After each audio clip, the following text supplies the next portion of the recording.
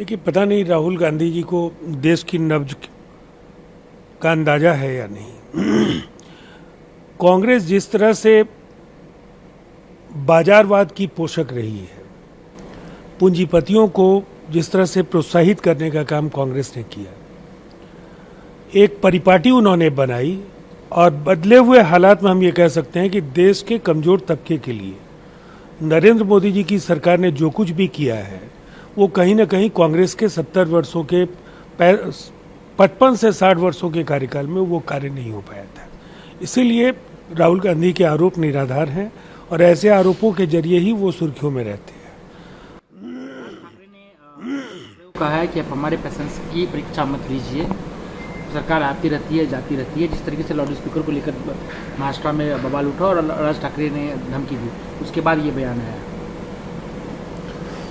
देखिए किसी भी सरकार को कमजोर नहीं दिखना चाहिए।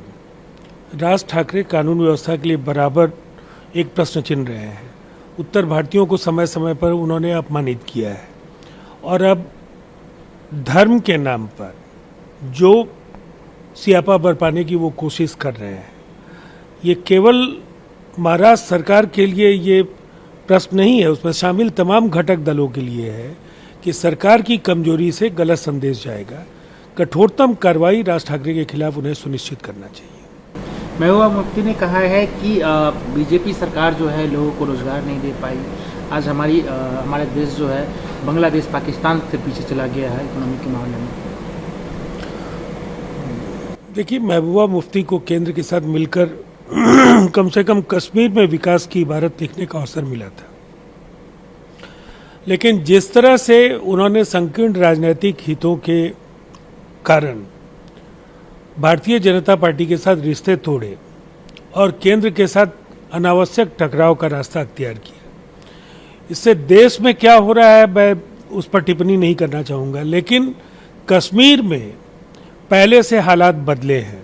रोजगार काफ़ी बढ़ा है, पर्यटक जा रहे हैं, आधारभूत संरचना का विस्तार हो रहा है, कानून व्यवस्था का शासन स्थापित हुआ है, उग्रवाद कमज़ोर हुआ है और पाकिस्तान परस्त जो ताकतें हैं वो आज कहीं ना कहीं पहले के मुकाबले बहुत ही निर्बल दिख रही हैं। इसीलिए इन आरोपों को राजनीतिक तौर पर हम पूरी तरह से हम मानते हैं कि राजनीति से प्रेरित बयान है और ऐसे बयानों के जरिए ही वो सुर्खियों में रहती है। जेपी नड्डा ने आज राजस्थान में कहा कि एक समय था जब भारत जो है दूसरे देशों पे डिपेंड करता था, सहायता मांगता था। आज भारत जो है पूरे विश्व को मदद कर रहा है, वो कोविड वैक्सीन के रूप में हो या मध्यस्थता के रूप में हो। निसंदेह जो वैक्सीन का जो भारतीय मॉडल है, न केवल एक अविश्वसनीय लक्ष्य हिंदुस्तान में उन्होंने पूरा किया, बल्कि दुनिया के अनेक मुल्कों को वैक्सीन के डोजेस देकर के संकट के समय उन्होंने मदद की है। मुश्किल वक्त में कैसे अर्थव्यवस्था को नियंत्रित रखा जाए और चुनौतियों को असर में बदला जाए, ये जरूर नरेंद्र मोदी जी की सरकार में ये संभव हो पाया, लेकिन इससे संतुष्ट होने की आवश्यकता नहीं है। जो चुनौतियां हैं उनको जरूर केंद्र सरकार को समझना होगा। एक बार फिर रोड बदलने की सड़कों का जो नाम है उस पर राजनीति स्टार्ट हो गया है। दिल्ली बीजेपी ने अरविंद केजरीवाल को पत्र लिखकर कहा है कि जो मुगल्स रोड के नाम है उसको बदला जाए। ये अनावश्यक विवाद है। भारतीय जनता पार्टी एक तरफ विकास की बात कर रही है, तो मुझे लगता है इस तरह के बयानों के जरिए देश में एक विभाजनकारी एजेंडा को तैयार करने में वो सहायक नहीं बने। दिल्ली या देश के अन्य हिस्सों में विकास आम लोगों के जीवन में खुशहाली का रास्ता बनकर जाए, लोगों की जिंदगी बदले, रोटी रोजी, छत और जो पीने का शुद्ध पानी है ये लोगों को मिल सके, ये किसी भी सरकार की सबसे पहली जिम्मेवारी है। इसलिए सड़कों का नाम बदलना, शहरों का नाम बदलना, मुझे लगता है नाम बदलने के बजाय अगर उन शहरों की हालत बदलने की कोशिश करें तो वो ज़्यादा बेहतर होगा। बीपीएससी मामले में जिस तरीके से पेपर लीक हुआ, 4 लोग की आज गिरफ्तारी हुई है, लेकिन सवाल ये उठता है कि जब किसी राज्य का सर्वश्रेष्ठ एग्जाम और उसमें इस तरीके से अगर पेपर लीक हो जाए तो सवाल उठेंगे। विपक्ष के नेता कह रहे हैं कि कैसी सरकार है। देखिए, हर सवाल पर सरकार को कोसना विपक्ष की आदत हो गई है। अगर कार्रवाई नहीं होती तब आप सरकार को कसूरवार ठहरा सकते थे। किसी भी परीक्षा को लेकर के तैयारियां सुनिश्चित की जाती है कि कोई गड़बड़ी उसमें नहीं हो, फिर भी अगर कहीं कोई शिथिलता बढ़ती गई तो ये सरकार ने पहले ही कहा कि इस मामले में कोई बख्शा नहीं जाएगा, और इसकी बानगी है जिन लोगों की आज गिरफ्तारियां हुई हैं। जो भी जिम्मेवार होंगे, अन्य भी वो लोग जो कहीं ना कहीं इसका नेपथ्य से संचालन कर रहे होंगे, वो भी बेनकाब होंगे।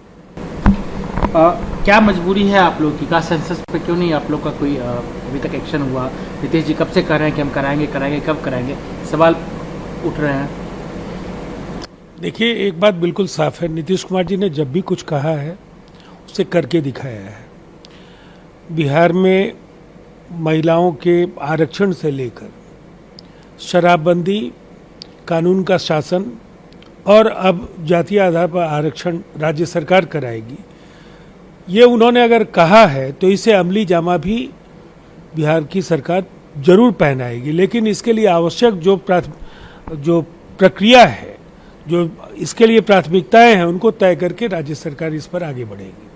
तेजस्वी यादव ने पद यात्रा की आज घोषणा कर दी है कि अगर नीतीश कुमार अगर इस पर कोई स्टेप नहीं उठाते हैं, कुछ मोहलत दिया है कुछ घंटों का, अगर नहीं हमसे मिलते हैं और इस पर कोई राय विचार नहीं करते कि कब होगा, तो दिल्ली यात्रा करेंगे बिहार से पैदल चलकर। आप कैसे देखते हैं? मुझे ऐसा लगता है कि इस सवाल पर जब दोनों पार्टियों की राय एक है तो उन्हें नीतीश कुमार जी के साथ सहयोग करके इस, मैं ये कहूँगा कि युगांतकारी, क्रांतिकारी जो ये एक अभियान है, इसको एक मूर्त रूप देने में वो सहायक बने। अनावश्यक टकराव से कोई लाभ नहीं होगा।